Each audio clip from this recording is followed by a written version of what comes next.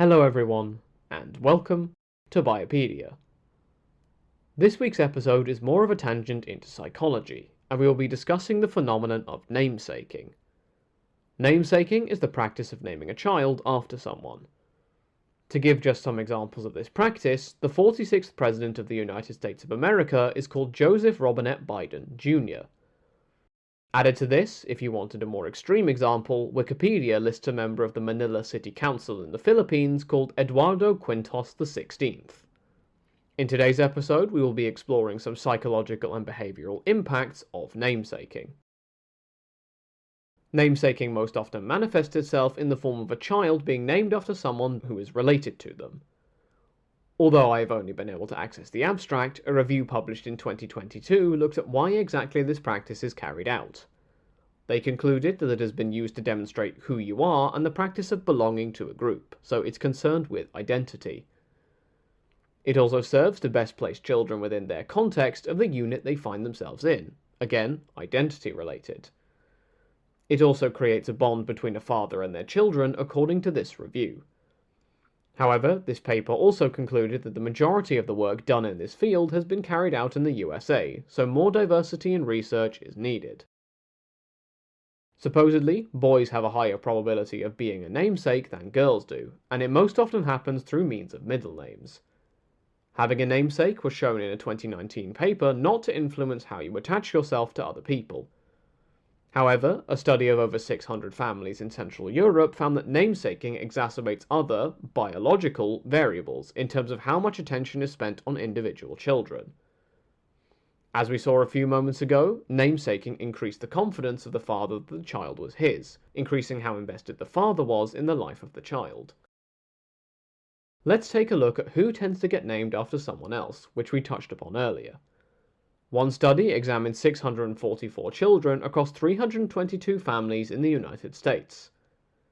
This study mentioned that the act of namesaking can highlight the connection felt by the parents and relations to the newborn.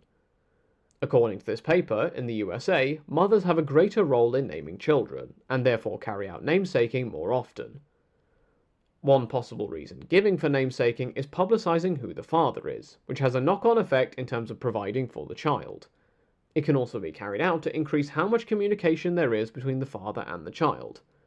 The general impression got from this study and the ones we discussed before is a sense of attachment and identity. However, to come back to the original questions in this study, they asked participants online about their families and their namesake status. These participants were all students at an undergraduate level. About 51% of 118 males were named for someone, compared to 32.2% of 204 females, and this was a statistically significant difference. Men tended to be named for someone on the father's side of the family. Eldest boys had a higher probability than younger ones of being a namesake. However, this effect of birth order on probability of namesaking didn't extend to daughters. If the eldest child in a given family was a girl, second-born children were more likely to be named for someone. If the parents of a family were themselves named for someone else, they were more likely to namesake their children. A 1965 paper by Rossi notes that as more and more children are born to a family, the probability of being named for someone goes down, matching our previous study.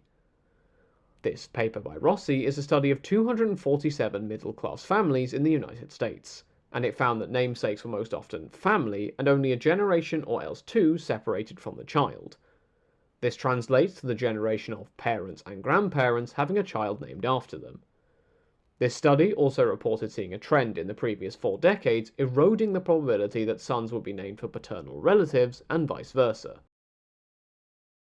Let's now turn to the most direct form of namesaking, naming children after their parents. About a quarter of children in the USA have first and middle names identical to either a parent or a grandparent. The US tradition, as it stands currently, is that children are called junior if their first names and middle names match that of their fathers. Supposedly, the practice of calling a daughter junior doesn't really exist. However, this practice has existed, such as Anna Eleanor Roosevelt having a junior. For context, this Eleanor Roosevelt was the wife of Franklin Delano Roosevelt, who was President of the United States between 1933 and 1945. Let's now turn to the psychology of namesakings as per this tradition. A study published in 1979 by Busse et al. Examined 1,727 students. Of these students, 171 boys had the same first name as their father, while 27 girls had a name identical to the mother. This corresponds to about 22% and 3% of the boys and girls, respectively. Of these groups, 168 and 22, respectively, answered questions about how much they liked their own names. Of the 168 namesaked sons, 21 were neutral or unfavourable towards their name. This is similar to the 26 out of 168 boys without the same name who made up the control group. The remainder in each of these two groups for boys, so 147 and 142, liked their names. Out of 22 girls with the same name who responded, 7 were unfavourable or neutral, while 15 liked their name. For control group girls not named for their mothers, these figures changed to 2 and 20. 15 of the boys and 2 of the girls with the same name used names other than what they'd been given at birth on documents. By contrast, this was 2 boys and 0 girls for the control group. At least for boys, this difference was statistically significant. The conclusion reached by the study is that boys overall liked their names about as much either way, but girls were less positive about being named for their mothers. There is a final side we should talk about mentioned by a study which is more troubling. A study looked at a home for delinquent adolescents compared to a high school as areas of study. There were more children named after their fathers in the home compared to the high school. Children named after their fathers also apparently had more instances of adolescents being abused by said fathers. These results stayed after accounting for other variables, but weren't always statistically significant. I would have dug into this paper in more detail, but I can only access the abstract.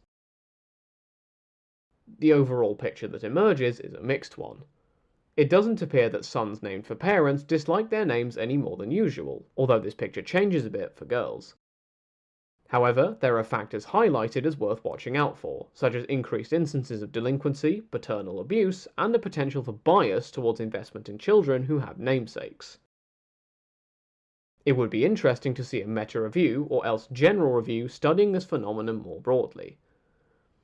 I should also highlight that most of the research that I've seen is, as a previous paper in this episode said, mostly from the USA, so it would be interesting to see publications from areas such as the Philippines where this practice is also carried out.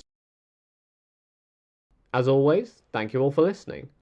Feel free to get in touch at the show's email address for any questions, comments, or topic suggestions for future episodes. Until next time, have a great week, everyone.